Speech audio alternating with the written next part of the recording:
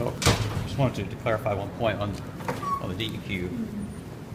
The final order, it sounded like, on the corrosion control came from Mike Frisbee. In what form? Was it, when you finally got the word from him, was it like a memo, an email, a meeting, face-to-face? Do you remember how that came about?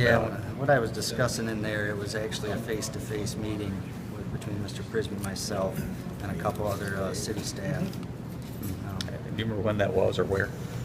It was at the water treatment plant.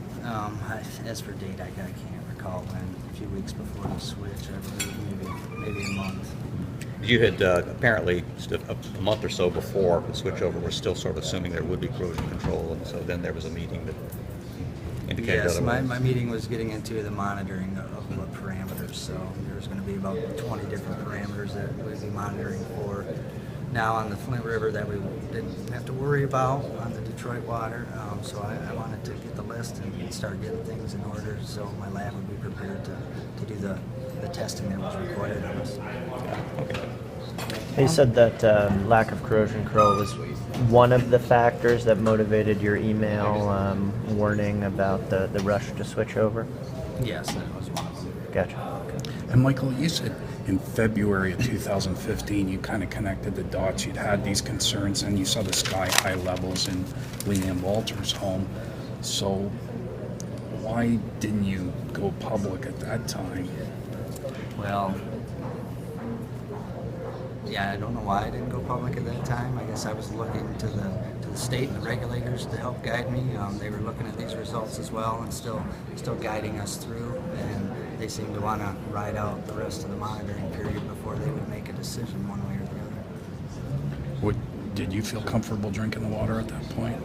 At that time, I did, but most of the time I was drinking it right out of the water treatment plant, right at the end of the process, so I wasn't traveling through any lead pipes. Right. On the Well, way, you so- mentioned you had a child, though, right? Yes, I do have a 2-year-old young daughter, and she was on bottled water for formula, as I think most babies should, regardless of where you live. Sure. Mike, you said that your request to add staff to the plant was seemingly rejected due to finances, would cost too much. What about corrosion control? Was money a part of that discussion, or was it always... No, money really wasn't a part of that discussion, and I would hope that that wouldn't come out that was the case, because the actual cost of the corrosion control chemicals is relatively inexpensive. Sure. Just the equipment to store the solutions and feed the solutions is relatively inexpensive overall in the scheme of things. Can you go over those numbers again? You said, I think it was 2004, the plant had roughly 50 people when it was used It as was a backup. 2005 when I started over there. There's roughly about 40 employees. Okay. Give or take a couple, either way. Sure. And then as we went online with the Flint River water, I think 26 is what we had at that time. I may be 1 or 2 off either way on that as well. And is that, adequate? How each plant's going to be a little different depending on the processes you have or how automated everything is.